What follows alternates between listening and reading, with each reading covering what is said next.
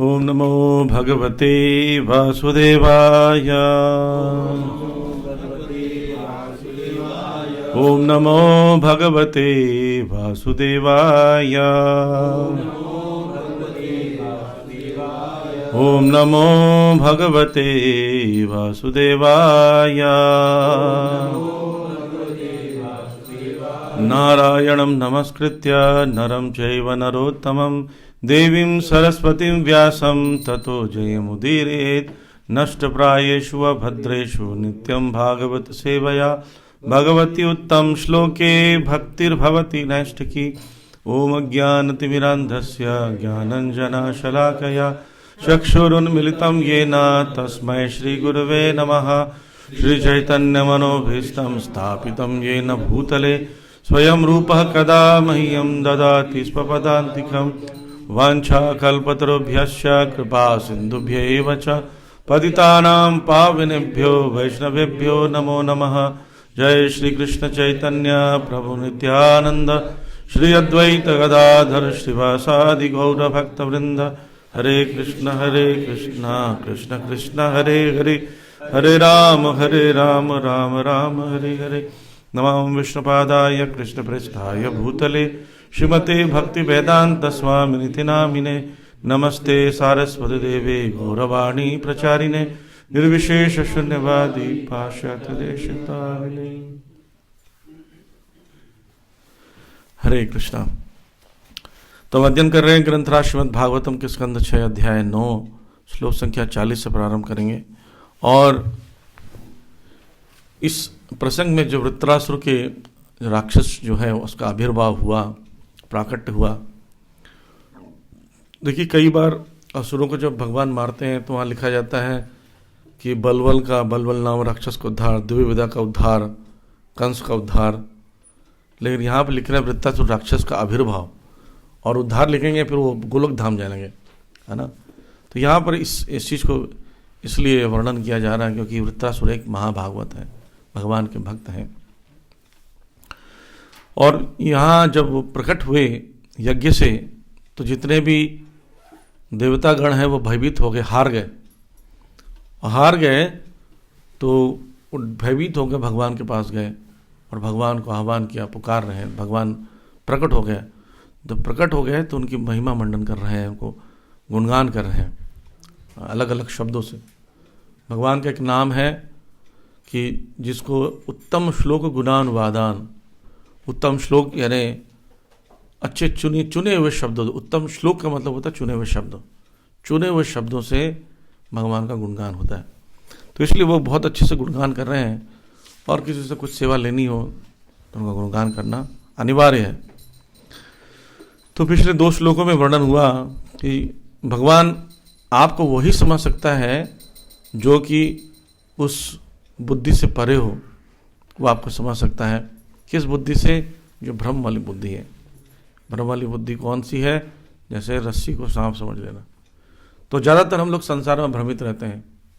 भक्तिनाथ ठाकुर कहते हैं सत्य र सत्य घरी मानी और असत्य र सत्य घरी मानी, यानी सत्य को असत्य मान लेना, भगवान को असत्य मानना। भगवान भगवान नहीं होता है, जबकि एब्सोल्यूट ट्रूथ है भगवान। हाँ, और असत्य क्या है? संसार। इस संसार में रिश्ते उससे सब झूठे हैं, पर इसको क्या मान लेते हैं? सत्य, शाश्वत मान लेते हैं। कई बार मैंने बताया कि जैसे आप एक घर बना रहे हैं, आज अपना घर तो अपना होता सोच के घर बनाया आपने, कितने साल की उम्र तक मर जाओगे? 70 साल 75 साल में मर जाओगे। ठीक, फिर अगला जन्म हुआ किसी दूसरे परिवार हो, उस परिवार में जन्म नहीं होगा, माली हो भी जाता है, हो जाता तो आप क्या बनोगे? पुत्र। आप बोलोगे मेरा अपना घर होना चाहिए। या मान लीजिए आपका जन्म उस परिवार में नहीं हुआ तो बोले फिर एक घर बनाओगे। तो अगर मान लीजिए आप सचमुच हर बार घर बना लेते हो तो मान लीजिए आपके 1000 जन्म हो चुके हैं, ज़्यादा ही हुए होंगे, तो 1000 घर बना चुके हैं आप, लेकिन किसी में रह नहीं पा रहे परमानेंटली। तो आपका आधार कार्ड हमेशा चेंज हो रहा है, हर 70 साल में चेंज हो रहा है, एड्रेस चेंज हो रहा है, नाम चेंज हो रहा है, सब कुछ चेंज हो रहा है। तो इसका मतलब आप गलत जगह में अपना समय बिता रहे हो। तो इसलिए कह रहे हैं कि इस संसार में आपकी समझने की बुद्धि रखता है वही व्यक्ति समझ सकता है, और कोई समझ नहीं सकता। फिर आगे कहते हैं, विचार विमर्श से देख सकते हैं कि आप परमात्मा स्वरूप में हर वस्तु में विराजमान है और हर वस्तु को आप चलाते हैं। जो व्यक्ति असली उद्देश्य में कुशल होते हैं वो आपको समझ सकते हैं, अन्यथा आपको कोई समझ नहीं सकता। और जो आपको समझ जाता है वह भक्ति के अलावा कोई कार्य नहीं करता है। ये बताएं, तो अभी हम लोग उसी विषय में चर्चा करने जा रहे हैं इन श्लोकों में कि क्या आगे उन लोग 40वें श्लोक में कैसे उनकी स्तुति कर रहे हैं। त्रिभुवनात्मभवन त्रिविक्रम त्रिनयन लोक मनोहर अनुभाव एव विभूतया दीति च दनुज आजया च अपि तेषां समयम् तेषाम् उपक्रम समयम् इति स्वात्ममायया सुनर मृगमिश्रित चलचर आकृतिभिः यथापराधं दंडं दंडधर नदर्थम एवं मेनम अपि भगवन् जजिहि त्वष्ट्राम उत यदि मन्य से। तो क्योंकि ये श्लोक नहीं है, ये पद्य नहीं है, ये गद्य है। गद्य का मतलब होता है जो वार्तालाप होता है, उस वार्तालाप जैसे बोल रहे हैं। जैसे कई बार पुराने ज़माने हम देखते हैं कि कोई बातचीत चलती थी तो गा के बातचीत होती थी। भगवान समझा भी रहे हैं अर्जुन को तो गीत गा रहे हैं, राइट। भगवान लेक्चर नहीं दे रहे हैं, गा रहे हैं, गा के समझाया जा रहा है। वो गा के पूछते हैं, वो गा के आंसर देते हैं, ऐसे ही है। एनीवे, पर यहाँ पर पद्य रूप में है क्योंकि उन्होंने जैसा बोला है वैसे लिखा गया। तो 3 मुख्य शब्दों का प्रयोग किया गया है, त्रिभुवनम, आत्मभवन, त्रिविक्रम। 4 शब्द हैं, त्रिनयन, त्रिलोक मनोहर अनुभाव। 3 करके 4 बार बोला गया। त्रिभुवन आत्मभवनम, त्रिभुवन, भुवन का मतलब होता है लोक। तीनों लोक में जो आत्मा है यानी परमात्मा है, परमात्मा लोकों में निवास करके लोक को चलाते हैं। ये जब पृथ्वी घूम रही है, पृथ्वी में घूमने की शक्ति कहाँ से है? विचारवान होना चाहिए। जैसे आपके घर में अगर मोबाइल है, टीवी है, या कोई मशीन है, या गाड़ी है, वो अपने आप नहीं चलती, क्योंकि चलाता है, उस पर एनर्जी डाली जाती है। तो कौन है चलाने वाला? ये प्लैनेट्स कैसे चल रहे हैं? तो 14 प्लैनेटरी सिस्टम है, वो कैसे चल रही है? तो त्रिभुवन आत्मभवन, आत्मभवन जो है यानी परमात्मा है, तीनों भुवनों में आप रह कर चलाते हो, आप उसकी आत्मा हो। हाँ, जैसे मैं कई बार बोलता हूँ ये वस्तु है, ये अपनी मर्जी से नहीं हिल सकती, तो इसको हिलाने के लिए एक व्यक्ति चाहिए। ऐसे इतने सारे प्लैनेट्स को मूवमेंट देने के लिए भी कोई पावर होना चाहिए। आदमी उसमें रह रहा है और बोले मैं उसमें रह रहा हूँ इसलिए अपने आप घूम रहा है, पृथ्वी अपने आप चंद्रमा घूम रही है, अपने आप सूर्य घूम रहा है। नहीं, जब एक मनुष्य को चलाने के लिए आत्मा की जरूरत पड़ रही है, गाड़ी चलाने के लिए ड्राइवर की जरूरत पड़ रही है, तो इतने बड़े प्लैनेट को चलाने के लिए अपने आप चल जाएगा, वहीं पर अपने आप चल जाता है? नहीं, ऐसा नहीं चलता। जैसे एक पेड़ है, पेड़ जब तक जमीन से जुड़ा रहता है और जीवित रहता है तो बढ़ता रहता है, फल वल आते रहते हैं, पत्ते आते रहते हैं, नए पत्ते आते हैं, पुराने पत्ते हट जाते हैं। लेकिन पेड़ को काट दो, ये जो फर्नीचर कहाँ बढ़ रहा है देखिए, इसका मतलब इसमें से आत्मा चली गई। ऐसी पृथ्वी मूवमेंट हो रही है, चंद्रमा मूवमेंट कर रहा है, प्लैनेटरी सिस्टम सब चल रहे हैं, तो उसको चलाने वाले कौन है? त्रिभुवन आत्मभवन। त्रिविक्रम, त्रिविक्रम इसलिए कहा गया है कि भगवान को विक्रम का मतलब होता है जो बड़ा काम करे। बड़ा काम मतलब बहुत बड़ा काम करने वाला। क्रम का मतलब कर्म से संबंधित है। त्रिविक्रम मतलब उन्होंने ऐसा बड़ा काम किया कि तीनों 2 पैर से पूरे तीनों लोगों को कैच कर लिया, पकड़ लिया वामन अवतार में, इसलिए उनको वामन अवतार का नाम त्रिविक्रम भी कहा जाता है। फिर बोलते हैं त्रिनयनम। त्रिनयनम का मतलब है कि जितने भी संसार के लोग हैं उस सबको मेंटेन करते हैं। नयन का मतलब आँख होता है, और तीनों लोगों के आँखों के इशारे पर चलने वाला है मेंटेनर के रूप में। जैसे पालन करने का मतलब क्या होता है? मेंटेनेंस दे, केयर करे, उसको ग्रोथ करने में हेल्प करे, उसको बोलते हैं पालक। ये पालन हो रहा है। तो पिताजी का कार्य यही होता है। माता पिता आपको भोजन देते हैं, सुरक्षा देते हैं, कपड़े देते हैं, ग्रोथ करने में हेल्प करते हैं। हमारा बच्चा बड़ा क्यों नहीं हो रहा है, लंबा क्यों नहीं हो रहा है। कभी कभी वो झूले पर लटा के खींच खींच के लंबा करना चाहते हैं, लटक जा और झूल, बॉर्नवीटा पी, ये दौड़ वो दौड़, एक्सरसाइज कर, लंबा क्यों नहीं हो रहा है। डॉक्टर के पास ले आते हैं, कितना चिंता हो रहा है, राइट।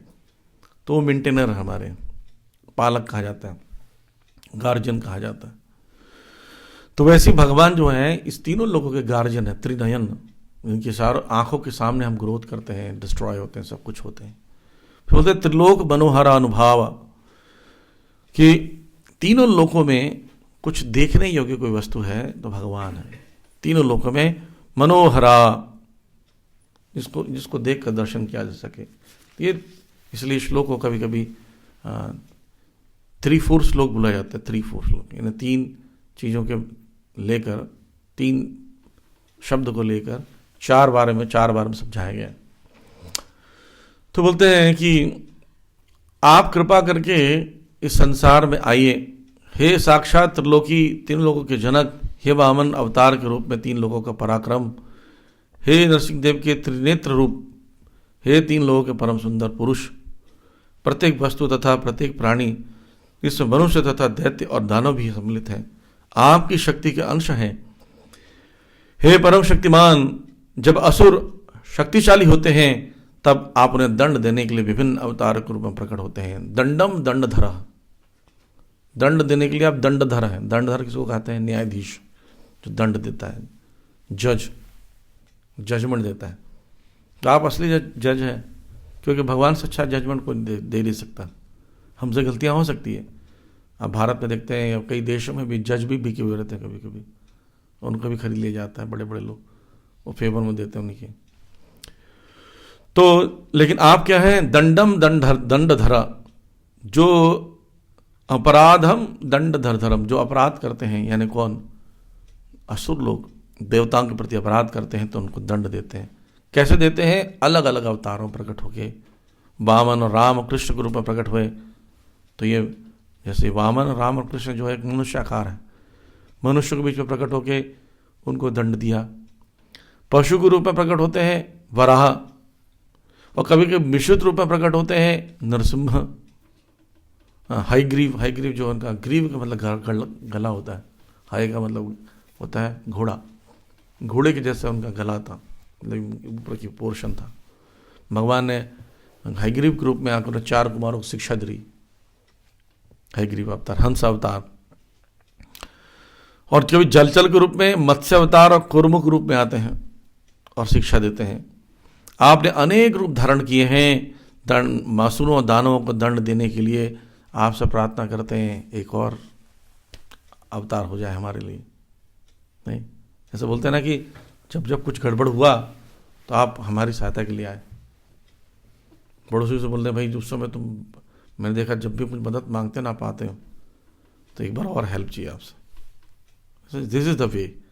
किसी को आप या बताते हो आपने क्या क्या हेल्प किया है तो व्यक्ति ज़्यादा हेल्प करने के लिए उत्सुक हो जाता है, राइट। किसी से हेल्प मांगने के लिए आपको झुकना पड़ेगा, प्रार्थना करनी पड़ेगी। जैसे आदमी दलदल में फंसा हो मान लीजिए, और कोई व्यक्ति उसको देखा दलदल में फंस रहा, देख रहा है उसको, और तुरंत ही से पता चला, बोले नहीं मैं मड बांध ले रहा हूँ, मिट्टी लगा रहा हूँ, मैं दलदल फंसा नहीं हो, आई एम ओके फाइन। तो उसकी रक्षा करने आएगा व्यक्ति, उसको बुकाना पड़ेगा, प्लीज हेल्प मी, मैं फंसा हुआ हूँ, प्लीज हेल्प मी। तो बाहर वाला व्यक्ति जो फंसा हुआ नहीं है वो आपका रस्सी डालकर किसी न किसी माध्यम से बाहर निकालने का प्रयास करेगा। इसलिए प्रार्थना बहुत जरूरी है। डाके कहा जाता है, डाके, डाके मतलब पुकारना। इसलिए भगवान भी उसी की सहायता करते हैं जो पुकारता है। प्रभुपाद जी कहते थे, बोलते हैं डक्स क्विक मोर, क्विक्स मोर गेट्स मोर। जो बतख ज़्यादा बात बोलती है ना उसी को ज़्यादा खिलाया भी जाता है। गांग गांग गांग गांग गांग करके तो खिलाया जाएगा उसको, और एक बतख चुपचाप बैठी हुई तो कौन खिलाएगा। जो पुकारता है, मांगता है, बार बार प्रार्थना करता है, तो भगवान उस पर कृपा करेंगे डेफिनेटली। मुझे किसी की कृपा नहीं चाहिए भगवान की, मैं नहीं मानता। भगवान क्यों करें कृपा? भगवान ये अथमाम प्रपद्यन्ते हैं, तो प्रार्थना करना पड़ेगा। तो इसलिए प्रार्थना कर रहे हैं बार बार, यदि आवश्यक समझे तो आप महाअसुर वृत्तासुर को मारने के लिए आज भी किसी अन्य अवतार के रूप में प्रकट हो जाइए, है ना। तो ये भावना क्या है कि अंदर से ना इनको लग रहा है तो हम लोग सकाम भक्त हैं, not so pure devotee. Pure devotee पर तो आप बिना बोले कृपा कर देते हो, हम लोग प्योर डिवोटी नहीं हैं। लेकिन जो भी है हम लोग आपके मतलब कुछ छोटे मोटे भक्त तो हैं ही, और सकाम भक्त ही सही, पर हम लोग जहाँ रह रहे हैं वो घर हमसे छिन गया है। हाँ, शुक्राचार्य की मदद सारा असुरों ने हमला करके हमारा घर ले लिया है। तो हम घर में क्या करते थे? आपकी स्तुति करते थे। जैसे मंदिर में हमला होकर कोई कब्जा कर ले तो डिवोटी नहीं प्रार्थना करेंगे, भगवान आपके मंदिर में पूजा अर्चना करते थे, वो सब बंद हो गया, आप कुछ करिए अरेंजमेंट। सारे भक्त प्रार्थना कर रहे थे क्या कि कोरोना के असर से उनको रक्षा हो। क्यों प्रार्थना कर रहे थे? मरने से डरते हैं? नहीं, भगवान का नाम का प्रचार हो, बंद ना हो जाए। मंदिर बंद हो गया तो प्रचार बंद हो गया था, इसलिए प्रार्थना करते थे। भक्त ये नहीं बोलता है कि कोरोना से मैं मरूं, नहीं, उसको पता है कि एक दिन मरना ही है। तो प्रार्थना क्यों कर रहे हैं? आपके प्रचार बंद ना हो, इसलिए बोल रहे हैं असुरों ने उस स्थान को छीन लिया जहां पर हम लोग आपके भजन किया करते थे। तो तात्पर्य प्रभुपाद यही बात बता रहे हैं कि भक्त की दो कोटियां, सकाम और अकाम या निष्काम। तो जो विशुद्ध भक्त होते हैं वो निष्काम होते हैं, और स्वर्ग के भक्त जो होते हैं वो देवता आदिगण सकाम होते हैं। सकाम का मतलब दोनों चीज़ें रखना, भक्ति भी करना और भौतिक संसार के भी आनंद को लेना, तो काम है उसके। सुख संपत्ति आवे, कष्ट मिटे तन का, ओम जय जगदीश्वर, ये सकाम भक्त है ना। मतलब कभी कभी इतना लोग भगवान से मांगने लगते हैं कि घर में अगर सुई गुम हो गई है तो भी प्रार्थना करेंगे, ये भगवान सुई मिल नहीं रही है, प्लीज़ हेल्प मी। मोबाइल गुम हो गया, मिल नहीं रहा है, मेरा चार्जर गुम हो गया, भगवान मिल जाए। ऐसे करते हैं ना प्रार्थना लोग। अगर मान लीजिए एक बैटरी लगा, भगवान प्लीज़ प्लीज़, भगवान ये बस एक कॉल लग जाए बस, भगवान प्लीज़। और ये क्या है, क्या डिमांड से सोचे हमारी, एकदम चीप। तो ये सकाम भक्त जो होते हैं वो अपने इंद्रिय तृप्ति में जब कमी होती है तभी पूजा करते हैं, है ना। दुख में सुमिरन करते हैं ना, सुख में करे ना कोई, नहीं सुख आता भूल जाते हैं। अब इनकी हालत ऐसे क्यों हुई थी? क्योंकि जब गुरु बृहस्पति जी वहाँ आए थे तो उनका सम्मान नहीं हुआ, नाच गाना खाना पीना चल रहा है। गुरु के सम्मान नहीं किया तो भगवान का क्या स्मरण कर रहा हूँ उस समय, राइट। तो भक्त 24 घंटा करता है, जो शुद्ध भक्त होता है, अकाम होता है या निष्काम होता है, वो 24 घंटा अपने जीवन में भगवान का स्मरण करता है। पर यहाँ तात्पर्य प्रभुपाद जी बता रहे हैं कि अपने पुण्य कर्मों के कारण सकाम भक्त को स्वर्ग भेज दिया जाता है, किंतु तभी उसके हृदय में भौतिक स्रोतों पर प्रभु जमाने की कामना बनी रहती है। ये सकाम भक्त कभी कभी असुरों द्वारा, राक्षसों द्वारा पीड़ित होते हैं, किंतु भगवान इतने दयालु हैं कि अवतार लेकर उनकी रक्षा कर दें। तो ऐसा होता है जो व्यक्ति भक्ति करते करके साथ में भी भौतिक संसार को मेंटेन करता है, सुख सुविधाएं मटेरियलिस्टिक लाइफ जीता है, वो व्यक्ति गोलोक धाम नहीं जाता है, वो व्यक्ति स्वर्ग जैसी जगह में जाता है। तो आपको लगेगा स्वर्ग जाना बढ़िया, भाई स्वर्ग यहाँ से तो अच्छा ही है, नहीं कि स्वर्ग जाकर माला कर ले, क्या दिक्कत है? नहीं भाई, यहीं पर ही आपको बहुत ऑपुलेंस जीवन दे देगा, यहीं माला बंद हो जाएगी। एक BMW हो, गाड़ी चलाने वाला चालक हो, आपके ड्राइवर हो, ऐश और आराम की चीज़ें हो, क्यों आएंगे मंदिर? किस लिए आएंगे? बहुत मुश्किल काम होता है। ऐश्वर्य बढ़ने से भगवान के पास आना कमजोर हो जाता है। भोग ऐश्वर्य प्रसक्ता नाम तया प्रतचेत साम समाधो ने विधीये थे। भोग ऐश्वर्य जो है वो जब बढ़ जाता है तो भगवान के प्रति झुकाव कमजोर हो जाता है, ये स्वभाव है। क्यों? ये जो इसके प्रति आसक्ति है ना, भोगों करने की आसक्ति, उसकी आदत वो आपको कमजोर बना देती है, सचमुच। अब अगर आप देख रहा रोज अच्छे व्यंजन खाइए, एक दिन खिचड़ी नहीं खा पाएंगे आप, एक व्यक्ति को मैंने पूछा, आप मंदिर क्यों नहीं आते संडे को? बोले नहीं, खिचड़ी मिलता वहाँ, कौन जाएगा? What is this? अब भगवान का दर्शन करने को कोई चर्चा ही नहीं है। मतलब आप आओ मंदिर, आपको खिचड़ी मत खाना, आपको लगता है तो, हमको स्वाद नहीं यार, मत खा, चलो 2 मिनट के लिए, और भगवान का दर्शन करो, चरणामृत पियो, परिक्रमा करो, कीर्तन भाग लो, श्रीमद् भागवतम का अटेंड करो। नहीं, खिचड़ी के चक्कर में नहीं जाएंगे हम। तो वो आप बोलते हैं प्रभु जी फिर मैं घर में आके फिर बनाना पड़ेगा ना, इसलिए हम नहीं जा रहे। तो उसकी चेतना जो है स्वादिष्ट व्यंजनों के द्वारा चुरा ली गई है, इसलिए जाना नहीं चाहता। और अकिंचन भक्त क्या करता है? वो बस ये सोचता है कि नहीं, मुझे जाना है, दर्शन करना है, सेवा करनी है, चाहे अच्छा हो चाहे बुरा हो, चाहे मिले चाहे ना मिले। इसको बोलता है किंचन। कुछ भी सोचना नहीं है, नो इफ बट, ओनली जब, टेंशन फ्री। तो ये सकाम भक्त जो होते हैं स्वर्ग चले जाते हैं। अब कोई बोलेगा स्वर्ग जाने में क्या दिक्कत है, स्वर्ग में माला कर लेंगे, तो माला वहाँ नहीं होती, पहला चीज। और दूसरा चीज पता क्या होगा, स्वर्ग में लोगों की आयु बहुत लंबी होती है। अब स्वर्ग से गोलोक धाम तो जाओगे नहीं, आना यहीं पड़ेगा, और आना यहीं पड़ेगा तो बहुत लंबे समय के बाद आओगे। जैसे मान लीजिए 10 लाख साल के बाद आए, तो कलयुग का क्या हाल हो रहा होगा? यहाँ पर दौड़ा दौड़ा कर लोग मार रहे होंगे। ऐसा कलयुग में लक्षण आने वाले हैं, बताते हैं कलयुग के अंतिम छोर पर, कि आदमी को खा जाएगा। जो पावरफुल व्यक्ति होगा वो कमजोर व्यक्ति को खा जाएगा। भिखारी घर नहीं आएगा भीख मांगने के लिए, अंदर ही बुला के उसको पका लिए पता चल किसी दिन। या बच्चा घर से निकला बहुत बड़े पावरफुल व्यक्ति का, बहुत उसके पास गनमैन बहुत सारे, मान लीजिए, बोले पापा वो अंकल जी को खाने का मन कर रहा है, पकड़ो जी। अंकल जी को पकड़ के ले गए, अंकल जी को काट दिए अंधे घर पर, और बन रहा 3-4 दिन तक फीस बन रही है, अंकल चिप्स। नहीं, ऐसा होने वाला है। आप रुक के देखिएगा सब चीज़ें सब। अगर गोलोक धाम जाने का मन नहीं है तो जाके देखिएगा।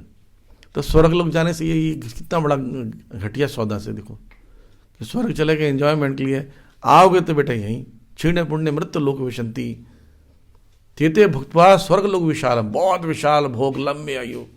फिर क्या होगा? क्षीण पुण्य मृत्यु लोक विशंति, पुण्य क्षीण होगा, मृत्यु लोक विशंति आना पड़ेगा। और यहाँ पर आएंगे बोले ये सब क्या हो गया? इसलिए स्वर्ग लोग जाने की इच्छा नहीं करनी चाहिए।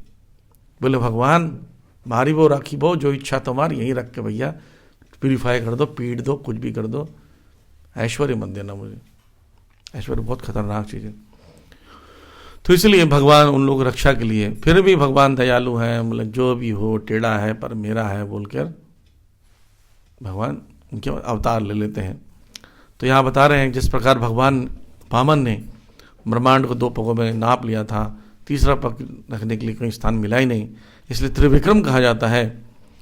और शक्ति का प्रदर्शन किया उन्होंने।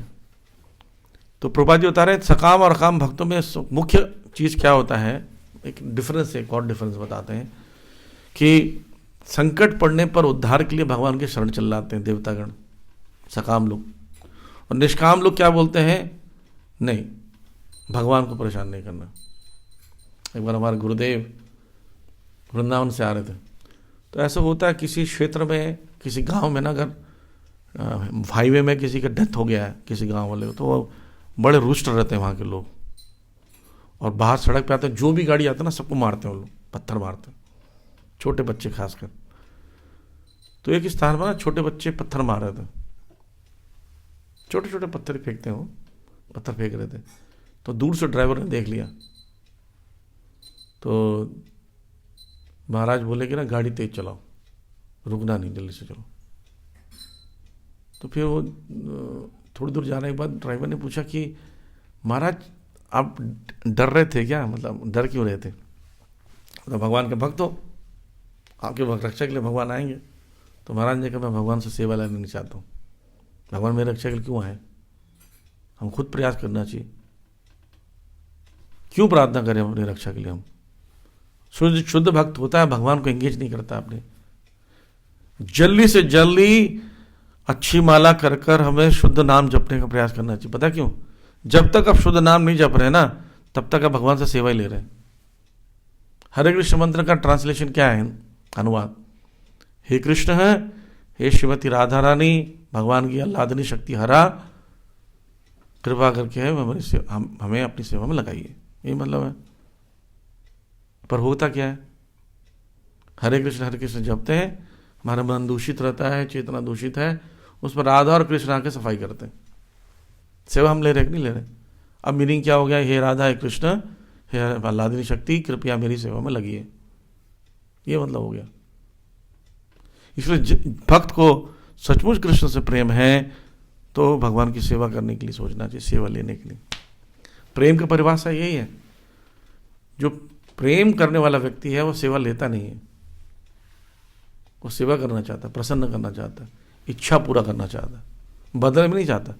बदले में चाहना तो व्यापार है, बदले में चाहना तो व्यापार है कि मैंने तुम्हें 10 रुपए दिया है, तुम 10 रुपए का सामान दो, हमने तुमको इतनी सेवा की, तुम्हारी सेवा करो, हमने तुमको इतना प्रेम प्रदर्शन किया, तुम भी करो।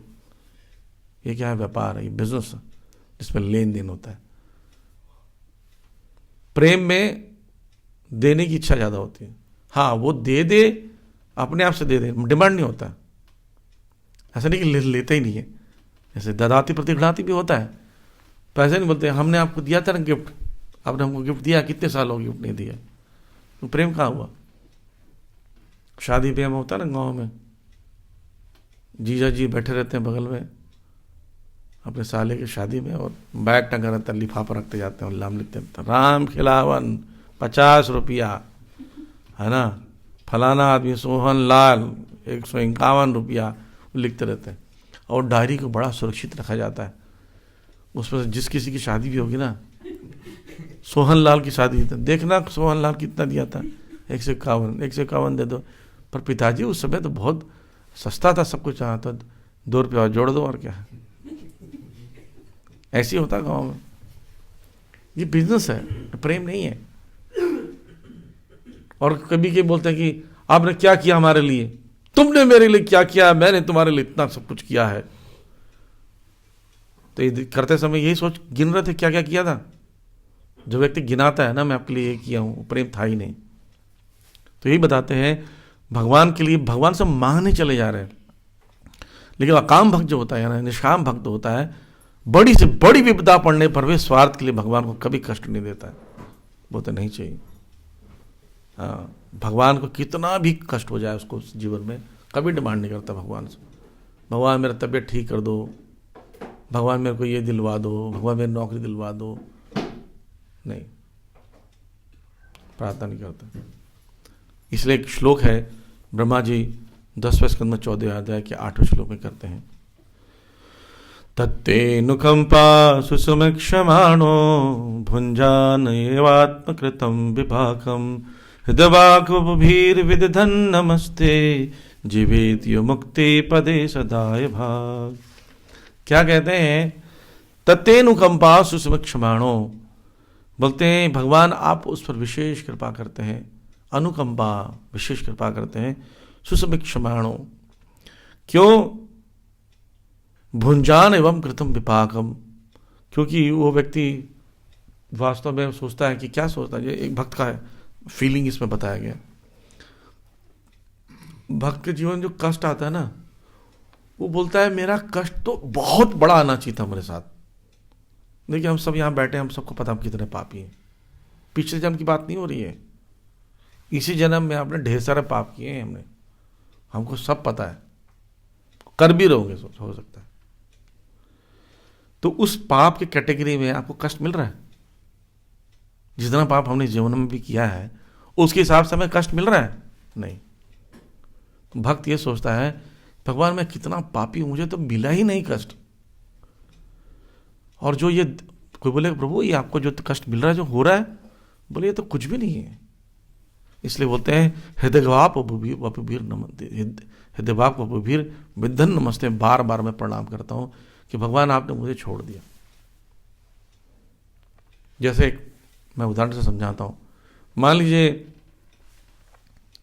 आप पूरे विश्व की पुलिस आपको ढूंढ रही है, इतना खतरनाक मुजरिम है, कई लोगों का मर्डर किया, बहुत पापी व्यक्ति हो, स्मगलिंग किया, ड्रग बेचे, कई लोगों को लूट लिया, पुलिस ढूंढ रही संसार की आपको। और एक दिन आपको बेसमेंट मिल जाते हैं, यहाँ बैठे हुए पुलिस को पता चल गया और सारी फोर्स आ गई, खतरनाक आदमी भी है, फोर्स तो आई, और पुलिस बोल रही है पुलिस ने सब तुमको घेर लिया है, निकलने की कोशिश मत करना, गोलियों से भून दिया जाएगा, अपने आप को सरेंडर कर दो। तो व्यक्ति बोलता है फंस गया, अब क्या करूं, सरेंडर कर देता है, राइट। अब सरेंडर कर दिया तो पुलिस आती है, पुलिस का जो हेड होता है बोलता है तुमने ये तुम्हारे पर चार्जशीट लगी है, ये तुमने किया है, हम आपको अरेस्ट करने आए हैं। मतलब क्या कर सकता हूँ, भागूंगा नहीं। बोले क्या सजा मिलेगी, 3 बार उठक बैठक करो। बोले फिर छुट्टी। फिर छत के ऊपर हेलीकॉप्टर रखा हुआ है, हेलीकॉप्टर में 5 करोड़ रुपए रखे हुए हैं और विदेश में तुम्हारे घर बनाए, एंजॉय करो वहाँ जाकर। क्या बोल रहे हो, अब कैसे लगेगा आपको? बोले क्या बात है, 3 उठक बैठक आपको बड़ा लगेगा? नहीं, आप उस व्यक्ति को दंडवत करोगे, पैर छुओगे, कृतज्ञ होकर नाचने लगोगे और 3 उठक बैठक करके तुरंत हेलीकॉप्टर पकड़ निकल रहा हो, राइट। ऐसे हम लोग ने जितना पाप किया है ना, सारे संसार के ना देवी देवता हमें ढूंढ रहे मारने के लिए, पर हमको कष्ट कितना मिल रहा है, इतना सा। क्या कष्ट मिलता है भक्तों को देखा जाता कि प्रसाद में गुलाब जामुन नहीं मिला, ये कष्ट है। एक भक्त बोला क्या प्रभु जी उदास है? अरे प्रभु जी जिंदगी बर्बाद हो गई। बोला क्या हो गया? अरे पूछो मत प्रभु, वो क्या हुआ? ऐसे ही प्रभु, क्या बोले, इनको बगल में 2 दे दिया, हमें 1 ही दिया। उसको इतना दुख है, 1 गुलाब जामुन मिला, उसको दुख कि उसको 2 मिल गया। बताओ कष्ट क्या है, ध्यान से देखें हमारे जीवन में कष्ट क्या है। बहुत बड़ी बीमारी कोई आपको, ज़्यादातर भक्तों के जीवन में देखा गया है बहुत कुछ कष्ट नहीं होता है, जबरदस्ती का क्रिएट किया होता है। उसने मुझे ये बोल दिया, वैसे मेरे को देख के हरे कृष्णा नहीं बोलती माता जी, है ना, वो प्रभु हमें गाने नहीं दिए, है ना, फूल सुंघाए हमको बाद में सुंघा दिया, हम तो सीनियर हैं। ये कष्ट है। बहुत ही संसार में जाकर देखो कितना कष्ट लो, कितनी सारी बीमारियां, कितनी सारी सब कुछ है। भक्तों के समाज में बीमारियां भी कम होती देखना। तो बार बार प्रणाम करता भक्त कि मुझे तो कोई कष्ट है ही नहीं। मतलब आप कितने कृपालु भगवान, ये कष्ट है क्या कि सुबह उठना पड़ा, मुझे अपने आप को स्वयं उठाना पड़ा, बिस्तर से अपने उठाया, ये कष्ट है। तो इसलिए बोल रहे हैं जीवेत यो मुक्ति पदे तत्सदा भाग दाय भाग। जो व्यक्ति ऐसा सोचकर कि भगवान मुझे कष्ट देते ही नहीं है, ये कष्ट तो नेग्लिजिबल है, बार बार प्रणाम करूंगा और भक्ति करते रहता है, तो अंत में मुक्ति पद का दाय भाग बन जाता है। दाय भाग का मतलब होता है उसको कहते हैं ना, जिस वारिस बन जाता है। वारिस समझते हैं? उत्तराधिकारी, कि भाई इसके ये प्रॉपर्टी इसकी हो जाएगी, इसके बाद इस व्यक्ति की हो जाएगी प्रॉपर्टी। बेटे को पिताजी को बस सहन करना है, और पिताजी मारेंगे तो प्रॉपर्टी किसकी? बेटे की। और बेटा बोलता मैं ऐसा नहीं करता, यह आदमी बार बार मुझे परेशान करता, अपने आप को बोलता है कि मैं इसके पिताजी हूं, जा रहा हूं छोड़कर, तो सारी प्रॉपर्टी से बेदखल अपने आप हो गया, राइट।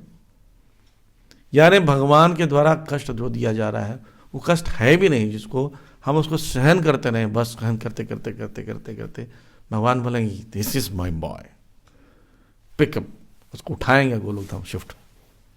तो ये भाव से उसका रहता है। लेकिन दूसरी तरफ जो ये देवता आदि जो है, एक यार कॉन्सियसनेस बताने का, सकाम कॉन्सियसनेस है, निष्काम कॉन्सियसनेस। निष्काम व्यक्ति किसी भी क्षण भगवान से प्रार्थना नहीं करता। बड़ा ऑपरेशन में होने वाला हो ना, तो भगवान से प्रार्थना नहीं करता भगवान ऑपरेशन सक्सेस हो जाए। और लोग टीका लगाने गए थे कोरोना का, और रूई रगड़ा था, नमस्ते नरसिंह महाराज, प्रहलाद लाद दाई रे, भाई टीका लगा रहे, मतलब कुछ पता भी नहीं चलता टीका तो कब लगा दिया। और नमस्ते नरसिंह आए कर रहे हैं, एक भगवान बहुत बड़ा संकट आने वाला है कि अब ये सुई घुसाएगी मेरे हाथ में, मेरा हाथ फट जाएगा, क्या हो जाएगा आपके हाथ में सुई घुसाएगी तो। पूरा नरसिंह आरती, हनुमान चालीसा सब पढ़ लेते हैं लोग। ऐसे व्यक्ति को भगवान इनकी भी सहायता करते हैं। अपना ही है भक्त, चाचा भी है, सकाम भक्त, तो क्या हुआ। तो निष्काम भक्त बनना पड़ेगा। यहाँ पर तात्पर्य प्रभुपाद जी बता रहे हैं। उल्टा वो क्या करता है, कठिनाई से ग्रस्त होने पर भी भक्त अधिक उत्साह से प्रार्थना करता है और सेवा करता रहता है। उल्टा करता है। जब जब भक्त के जीवन में कष्ट आता है वो अपनी साधना बढ़ा देता है। सच्चा भक्त वही होता है।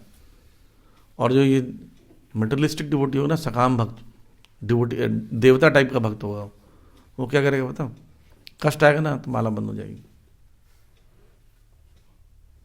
ये कष्ट आने पर क्या करते हैं, उल्टा भगवान की सेवा ज्यादा करते हैं।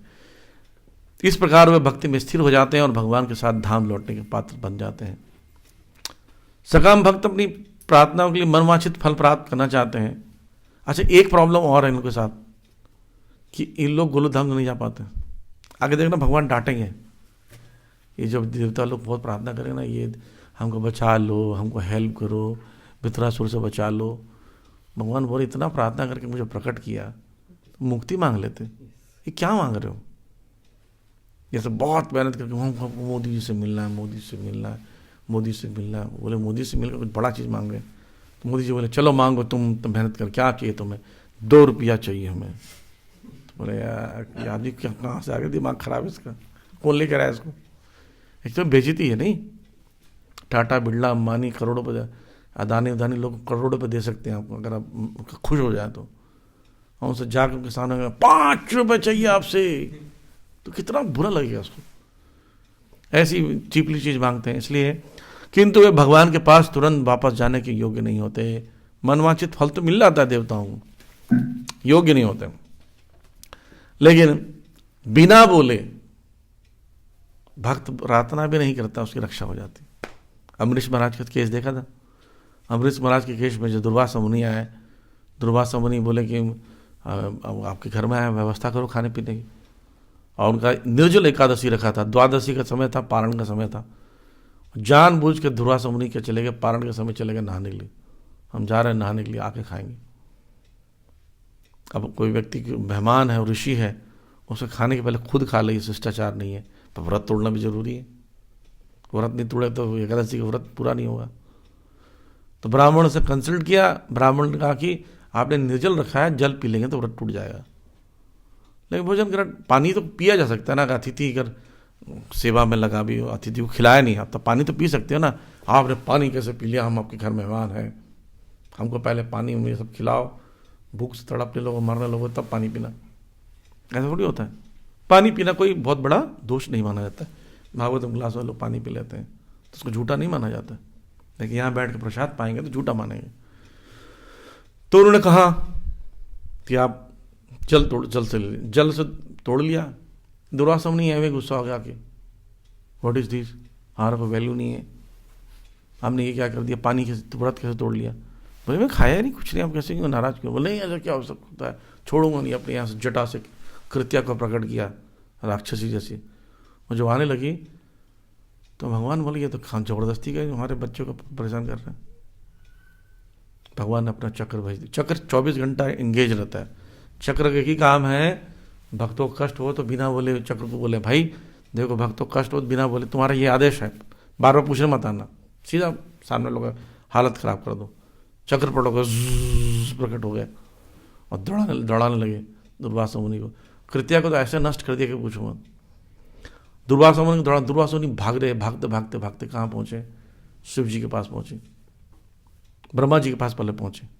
रक्षा करो रक्षा करो रक्षा करो रक्षा करो। बोले क्या बात करो, रक्षा करो चक्र से, दिमाग खराब है तुम्हारा। तो भागे, बोले ये तो रक्षा कर नहीं पाएंगे। शिव जी के पास गए। शिव जी के पास बहुत दौड़ते हुए, एकदम ताप से जला भी रहा था पीठ को इतना। अच्छा चक्र मार नहीं रहा था, मार तो 1 सेकंड में सकता है, चक्र सिर्फ डरा रहा था उसको। और जब सुदर्शन चक्र के भय से जब शिव जी के पास पहुंचे एकदम तेजी से, शिव जी बोले रुकना नहीं, इसी स्पीड से निकल रहा हो जिस स्पीड से आया हो, बिल्कुल रुकना नहीं यहाँ पर। बोले ये क्या हुआ? बोले हम कुछ नहीं कर सकते, निकलो निकलो निकलो, चक्र कहीं पहचान लिया, किसी सहायता करने का प्लान भी है तो हमारा मुश्किल हो जाएगा। तो आगे जाते हैं, वो भगवान के पास जाते हैं, भगवान के पास जाके चक्र 2 मिनट के रुक जाते हैं। मतलब भगवान के सामने मारा ही नहीं, निकल तू बाहर, बताता हूँ।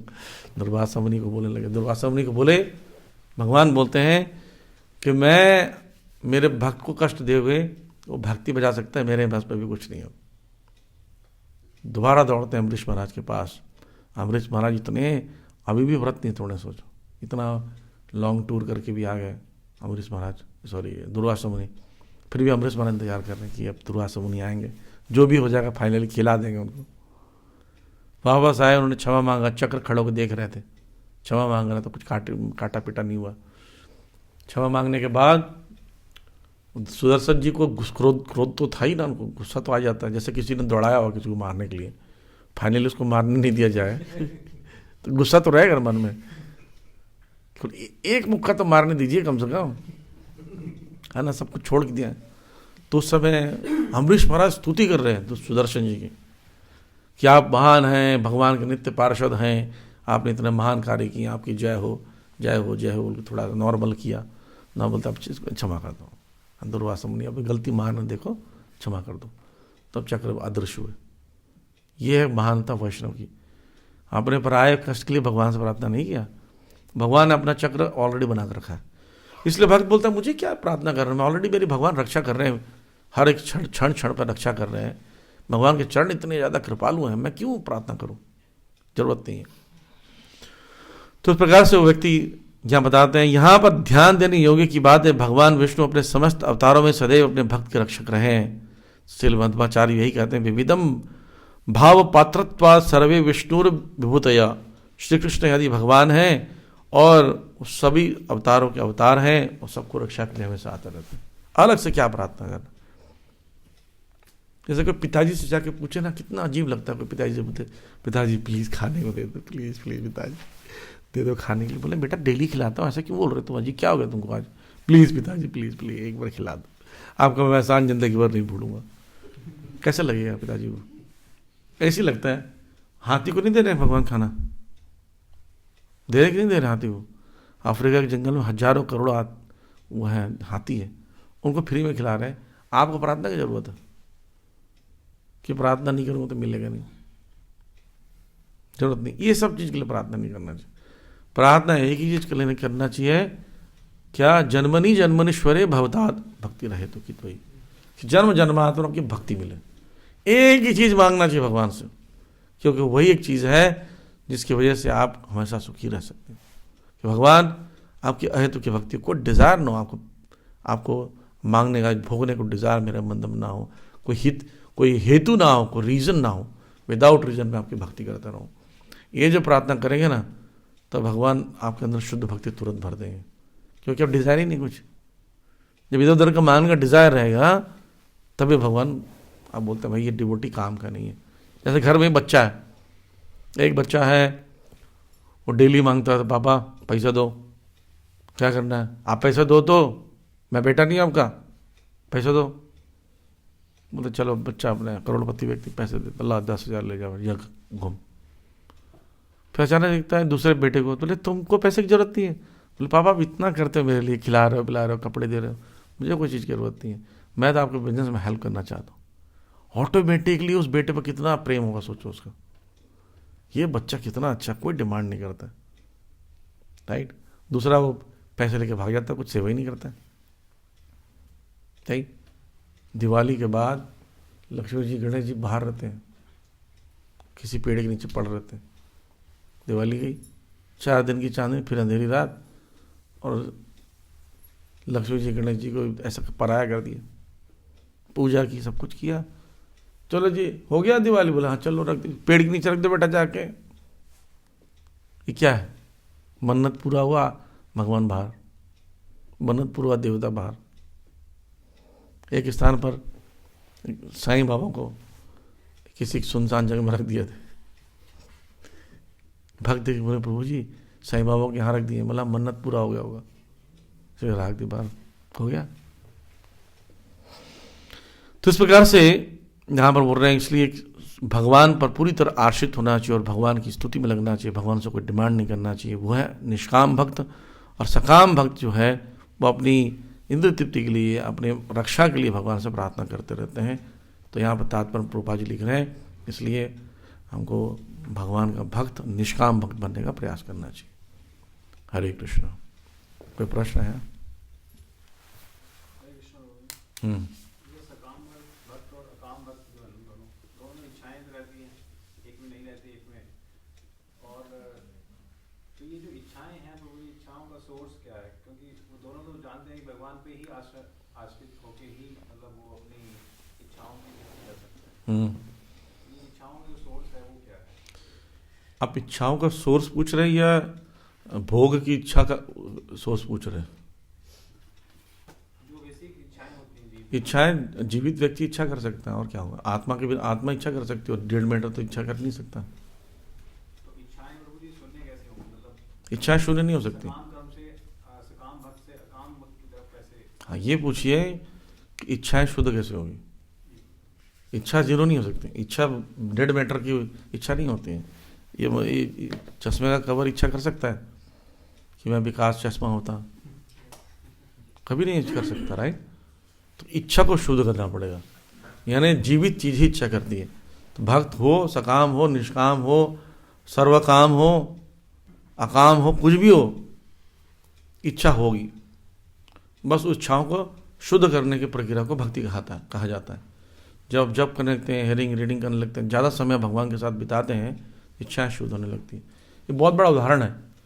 आप किसी शहर में, जैसे आप एज ए डिवोटी आप लोग ट्रैवल करते हो, कलकत्ता जाते हो, मुंबई जाते हो, चेन्नई जाते हो, तो वहाँ पर क्या देखते हो?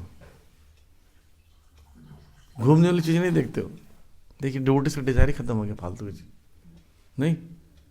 कितने डिवोटीज दिल्ली आते हैं अलग अलग राज्यों से, यहाँ पर कभी नहीं बोलते प्रभु जी हमें कुतुब मीनार दिखा दो।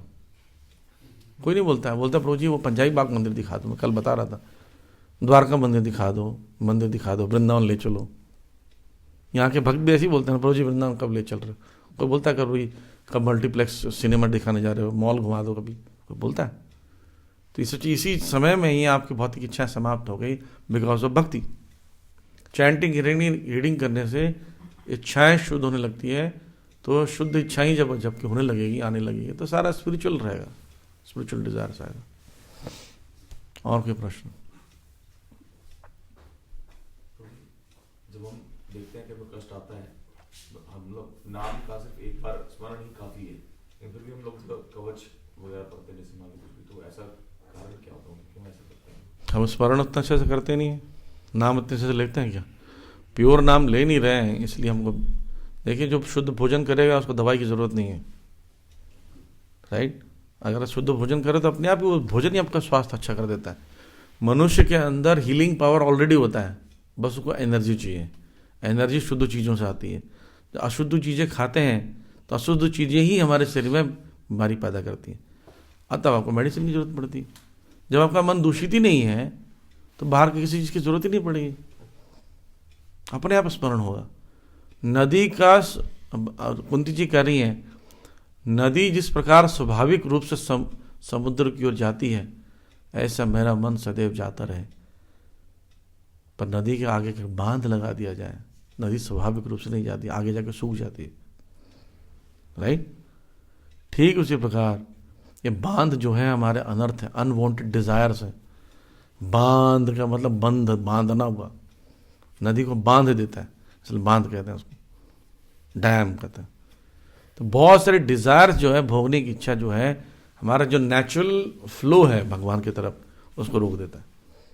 तो कुछ नहीं, अनर्थ को रिमूव करना है, अपने आप बहेगा, ये अपने आप बहेगा। आप चैंटिंग रीडिंग करते रहेंगे तो क्या करें? अनर्थों को हटा रहे हैं, राइट? चैंटिंग कर करके वहां पीट रहे हैं उस स्थान को, जो बांध को तोड़ने का काम कर रहे हैं प्रकार से। एक बार टूट गया बांध, तोड़ दीजिए, नदी अपने आप जाएगा समुद्र की ओर, मन अपने आप कृष्ण की ओर जाएगा, बस अनर्थ हटा दो। तो भक्ति बस क्या है? प्यूरिफिकेशन प्रोसेस है, रेक्टिफिकेशन प्रोसेस है, अनर्थों को हटाने का प्रोसेस है। और हृदय में पहले से ही भगवान की भक्ति है। प्रभुपाद जी बोल रहे हैं कि हर आत्मा पहले से डिवोटी है, उसका स्वरूप है, जीवित स्वरूप है कृष्ण नित्य दास। और स्वरूप भूला कैसे है? कवरिंग हो गई अनवांटेड डिजायर्स की, भोग की, वो हटा देना है, नेचुरल भक्ति करने लगे। इसलिए देखो अमेरिकन, यूरोपियन, रशियंस क्यों भक्ति कर रहे हैं? वो तो कृष्ण के बारे में सुने नहीं है। चैंटिंग करते साथ तो कवरिंग हट गई, भक्ति जागृत होने लगी, जलने लगी आग। और कोई प्रश्न? जैसे हमें कष्ट होता है, हमें कोई परेशानी है, तो उसमें तो भगवान को याद करेंगे, तो उसमें तो भगवान। हाँ, ये उत्तम भक्ति नहीं है, बता रहा हूँ मैं। जैसे सकाम भक्त, वही भक्त है पर उत्तम भक्त नहीं है। कष्ट होने पर माता पिता को पुकारना गलत नहीं है, पर कष्ट को सहन करते हुए माता पिता की सेवा करना वो ज्यादा उत्तम है। ये अच्छा है कि आप देवी देवता के पास नहीं जा रहे हैं, किसी व्यक्ति के पास नहीं जा रहे हैं। जैसे आपको भूख लगी है, मम्मी पापा से ही मांग रहे तो दैट इज ओके, पैसे की जरूरत है, पापा से मांग रहे, कम से चोरी डकैती तो नहीं कर रहा वो लड़का, वो एक अलग कंपैरिजन है। कि देवी देवताओं के बजाय आप भगवान से ही मांगो, ये तो अच्छी बात है। वो लोग अच्छे में पुण्यात्मा हैं। चतुर्विधा भजन्ते मां जना सुकृतो अर्जुना, अर्थार्थी जिज्ञासु ज्ञानी, अर्थार्थी जिज्ञासु ज्ञानी, ये सब भगवान के पास आते हैं क्योंकि पुण्यवान है, कहीं और नहीं है। लेकिन विश्वनाथ चक्रवर्ती ठाकुर से बहुत अच्छा लिखते हैं इस श्लोक के विषय में। कहते हैं कि वो भगवान जब देखते हैं कि ये मेरे पास मांगने आया है, तो भगवान उसके अंदर मांगने की प्रवृत्ति नहीं देखते हैं। पता क्या देखते हैं? कि मेरे को कितना मानता है कि मेरे पास ही मांगने आया है। आप समझिए बात को। जैसे आपसे कोई हेल्प ले आए, बोलते प्रभु जी आपको हेल्प चाहिए, तो आप क्या सोचते हैं? यार मेरे को इतना कैपेबल मानता है कि मैं हेल्प करूँगा। ये मानने वाला जो प्रवृत्ति है, भगवान उसी से खुश होकर उसको भक्त बनने के लिए प्रेरणा देते हैं। इतनी बड़ी क्वालिटी, इसलिए पुण्यवान बोल रहे हैं उसको। पुण्यवान क्यों बोल रहे हैं? कि वो अपने हृदय में उसको किसी और पर ट्रस्ट नहीं है, तो ट्रस्ट किस पर है? भगवान पर। तो वो गलत नहीं है, पर ये शुद्ध भक्ति भी नहीं है। शुद्ध भक्ति क्या है? भगवान आप कष्ट दें, मैं अपने कर्मों का कष्ट भोगूंगी, मैं आपके भजन करूंगी, मुझे आपसे ये सब चीज़ों में हेल्प नहीं चाहिए। शुद्ध भक्ति हालांकि बड़ा नेचुरल होता है। अब जब चोट लगे तो माँ की आवाज़ निकलती ना, ऐसी भक्त को कष्ट मिलता है तो भगवान को पुकारते हैं। ये नेचुरल है, पर भोग के लिए, अपनी रक्षा के लिए नहीं मांगते। माला इसलिए ज़्यादा कीजिए कष्ट आने पर कि भगवान मुझे इससे लड़ने की शक्ति दीजिए। जैसे जो बच्चा भगवान के पास जाकर प्रार्थना करे कि भगवान मुझे पास करा दो, भगवान पूछे पढ़ते हो? नहीं, पढ़ते तो नहीं है बिल्कुल, तो कैसे पास करा दीजिए? क्या मांगना चाहिए? भगवान मुझे पढ़ने की शक्ति दो। ये बुद्धिमानी है। ऐसे भगवान से बोलना चाहिए, भगवान अगर एक कष्ट आना ही है, मेरे किस्मत में लिखा है, तो कष्ट आने दीजिए, पर इस कष्ट से लड़ने की शक्ति दीजिए ताकि अपना भजन मेंटेन करूं। ये प्रार्थना करो, क्योंकि आप जिस कष्ट को हटा रहे हो ना, कहीं आगे आएगा। फिर कर्म तो हमारे हैं, कभी ना कभी आने। भक्ति करने में कोई बाधा ना आए, ऐसा व्यवस्था कर दीजिए भगवान। बोले वो व्यवस्था हम कर देंगे, चिंता मत करो। वो फिर तैयार भी रहना पड़ेगा। भक्ति बढ़ाने के लिए भगवान और भी कष्ट बढ़ा भी सकते हैं, आप बढ़ा भी सकते हो, कम भी कर सकते हैं। जैसे आप मान लीजिए भगवान से प्रार्थना करते हो, भगवान पढ़ाई वढ़ाई ठीक से हो नहीं रही है, कि एक जगह सेटल हो जाओ 2 महीने के लिए, ऐसा कुछ कर दो। लो भगवान टांग तोड़ दिए, प्लास्टर लगा कहीं नहीं जा रहे हो। बोले नहीं, टांग भी नहीं टूटे, पढ़ाई भी कर लूँ, दिमाग भी तेज हो जाए, ऐसा नहीं होता है। आपके शर्त के हिसाब से भगवान नहीं चलते हैं। भगवान का अपना हिसाब किताब अलग है, भगवान का अपना प्लान है।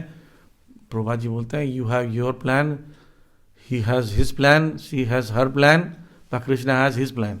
कृष्ण का अपना प्लान है, अब वही होता है। कृष्ण के प्लान के हिसाब से चलोगे तो सेफ हो, अपने अपने प्लान से चलोगे तो गड़बड़ होगा।